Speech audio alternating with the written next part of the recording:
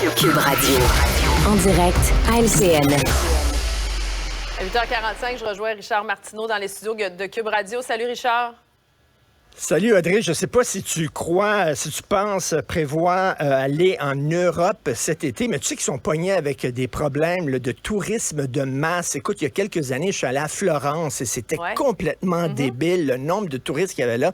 Et là, il y a une petite ville en Italie, Portofino, 400 habitants, mais ils sont pris d'assaut l'été par des hordes de touristes. Alors là, il y a une loi, les touristes n'ont plus le droit d'arrêter.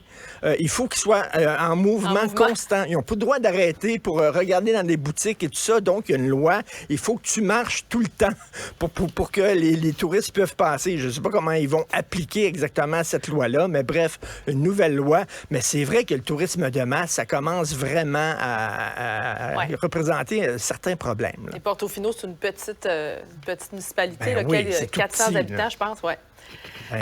Tout petit. Sur une note moins drôle, Richard, le carambolage mortel qui est survenu à l'été 2019, il avait fait 4 morts sur la 440, on s'en souvient, là, tout le monde. Il y a un procès qui est en cours actuellement, le procès du chauffeur pour négligence criminelle causant la mort et des lésions. Et là, ce qu'on apprend ce matin, la défense, en fait, laisse savoir que ce serait la SAAQ qui serait à blâmer, là, parce qu'on lui aurait redonné un permis par erreur. Ben c'est ça, M. Jagmeet Grewal, c'est lui qui avait conduit un camion. Il n'était pas censé conduire un camion parce qu'en 2014, il avait causé un accident grave aux États-Unis. Et là, la SAQ lui avait interdit en disant « Tu n'auras plus jamais dans ta vie un permis pour pouvoir conduire un camion » parce que l'homme avait des séquelles psychiatriques importantes. Donc, il a menti sur sa demande. Quand il a fait une autre demande pour obtenir un permis, on lui a demandé « Est-ce que vous avez des problèmes psychiatriques qui vous interdisent de conduire un camion? » Il a dit non. Il a menti, il a reçu son permis, il a conduit un camion, est arrivé ce qui est arrivé à l'été 2019, carambolage, 4 décès. Et là, l'avocat de la défense dit, c'est de la faute à la SAQ. Je m'excuse, mais le gars, il a menti, Audrey. Le gars, il a dit, il a menti. Donc, lui, déjà, il a fait quelque chose de pas correct. Mais effectivement, comment ça se fait que la SAQ, qui avait dit jamais tu vas avoir de permis, lui ont quand même donné un permis. Ils n'ont même pas fait des vérifications d'usage. Rappelle-toi récemment, Audrey, il y a un gars qui avait un dossier criminel qui était propriétaire d'une garderie subventionnée par l'État. Lorsqu'on lui a donné ses subventions, lorsqu'on a permis d'ouvrir sa garderie, il n'y a personne qui a fait une vérification de base pour voir, ce gars-là, on va aller voir s'il y a un dossier criminel. Ça prend exactement 5 minutes. Et là, tu dis, coudonc, ils font quoi avec leurs ordinateurs exactement? Comment ça, ils font pas ces vérifications-là? Là, de dire que c'est de la faute de la SAQ, je suis désolé, c'est de la faute, premièrement, du bonhomme, de M. Grewal, qui a menti. Mais on peut se poser la question, comment se fait que la SAC, on dirait que la main droite ne sait pas ce que la main gauche fait. Vraiment, là, il y a eu un manquement. Et encore, la SAC est encore dans l'eau chaude. Effectivement, la SAC qui fait encore parler d'elle pour les mauvaises raisons. Oui.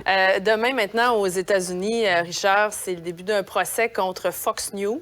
Début du procès pour avoir allégué à plusieurs reprises que l'élection de 2020 avait été arrangée avec le gars des vues que Donald Trump s'est fait voler les élections. Ben oui, ça va être super intéressant. Fox News, donc, a dit pendant de nombreuses reprises que s'il y avait de la fraude électorale, que c'est Trump qui aurait dû gagner, que Trump s'est fait voler ses élections et tout ça. Et là, l'entreprise qui fabrique et qui distribue les machines à voter, parce qu'aux États-Unis, c'est pas comme nous autres. Nous autres, on vote sur un petit, sur un papier, sur un bout de papier avec un crayon. Eux autres, ce sont des machines.